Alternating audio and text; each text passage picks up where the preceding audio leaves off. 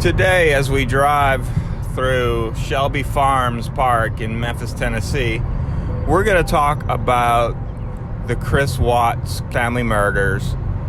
In particular, what I call the obsession with Chris Watts. It's another big true crime case. You may have heard of it. There's been a lot of coverage on this, just several documentaries.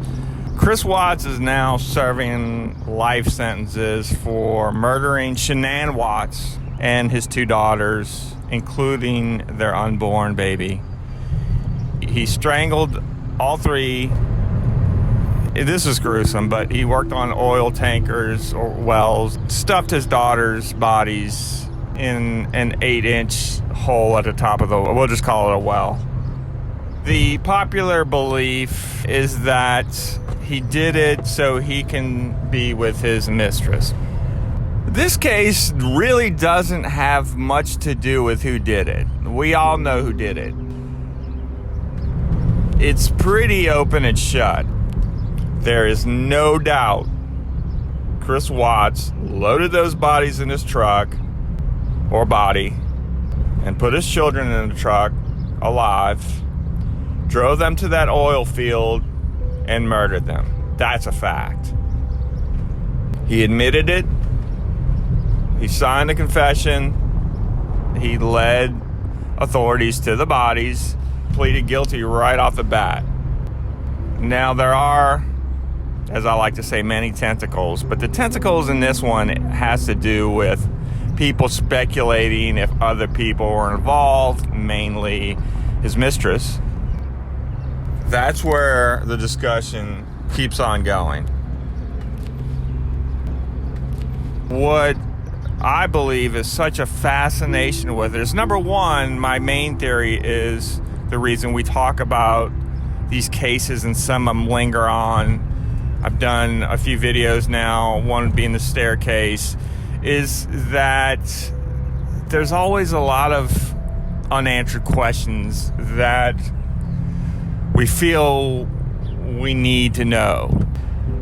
If it's not open and shut on video, we question everything. And you know, that's a good thing.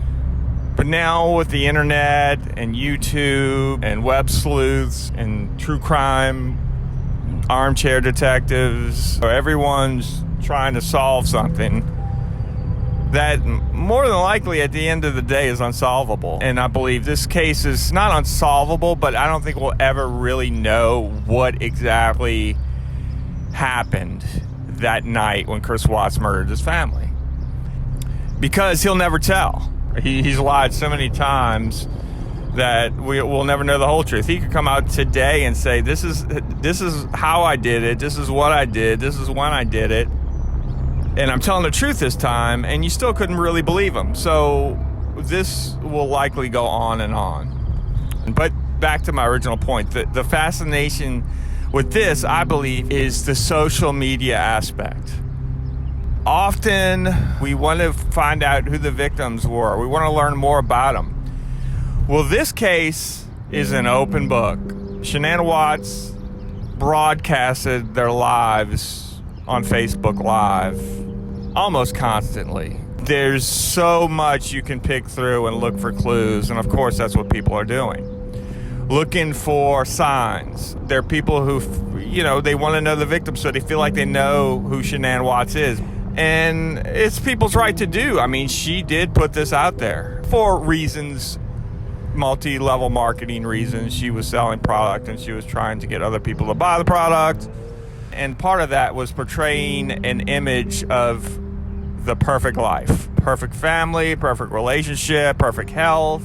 Like they had it all together. And a big part of the reason they had it all together is because of the product called Thrive that she was selling. So there's tons of videos out of this family together that are out there and people are looking at. So the fascination is very much new because social media is relatively new in the grand scheme of things. And in the past, crime mysteries, we don't have the insight like we do with this one. I'm not sure it's the first, but it could be one of the first where I feel like this is the reason. Another reason, and the part that I'm fascinated with, is watching it unfold after he murdered his family. One of Shanann Watts' friends called and said, this ain't right. She's not answering her phone. So they went there.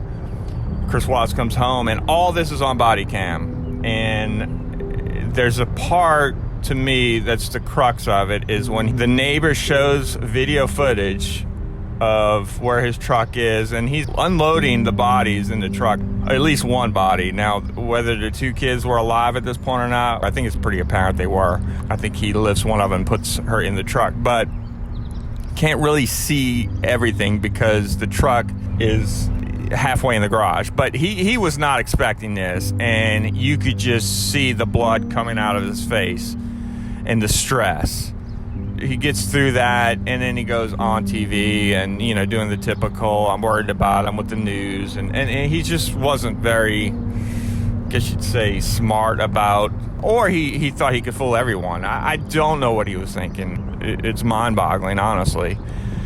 So, you know, there's that. There's all this footage. You have Netflix documentaries that are literally showing their texts back and forth for months leading up to the murders. If you wanted to know everything about a family, this one is it. So that's one aspect of what I think it's really about. The other is YouTube content creators essentially defending Chris Watts.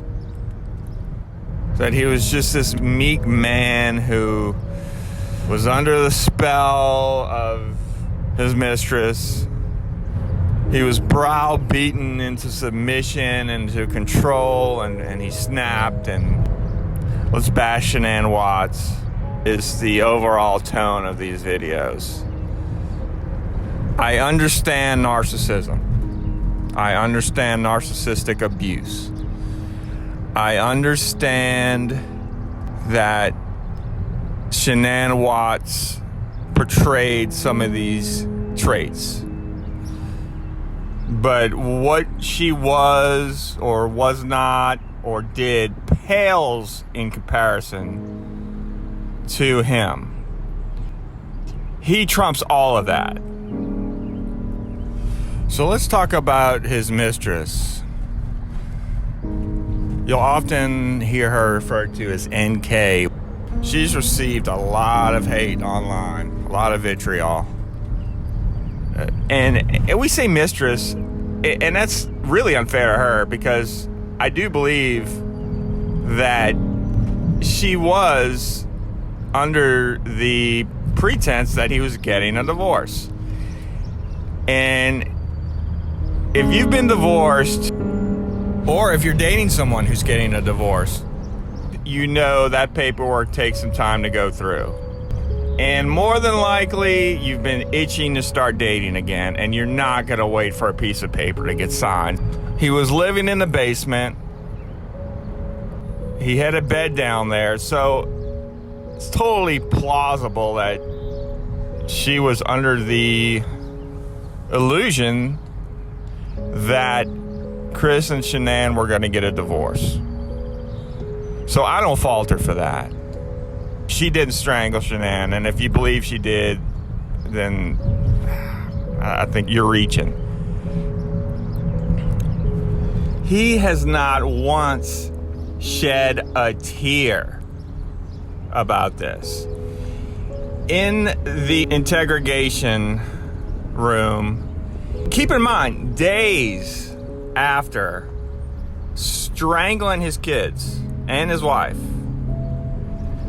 talking and laughing and reminiscing on how he met Shanann and what she liked about him, and talking as if what literally just happened 2 days prior, 3 days prior, didn't even happen.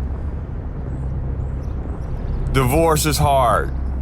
Splitting your child between your ex-spouse and yourself, and splitting that time and not being around them, very difficult.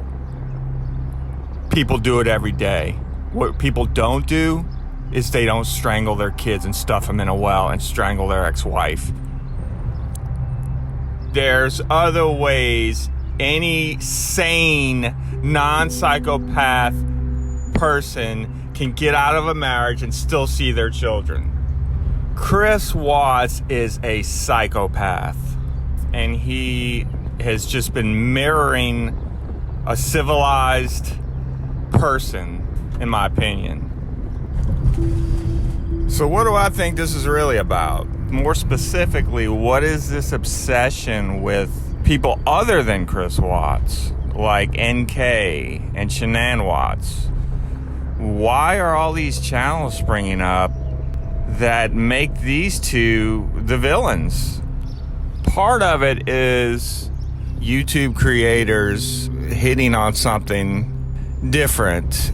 We know the case. We know people hate Chris Watts, understandably. But I think you have some YouTube creators out there who had channels, were not gaining a lot of views or hits. I do believe they believe in what they're saying. However, I think they push it to the point of building their channel off of it. They realize that those videos get more clicks and views than any of the other things they were talking about. And I think it's ironic that they slam Shanann for getting on Facebook Live all the time, which I'm not a big fan of that, especially when you involve the family. And they've essentially become her. They pop up on live streams and videos every day, just dissecting Shanann Watts, basically doing what they accuse her of doing, in my opinion. Let me know what you think in the comments below.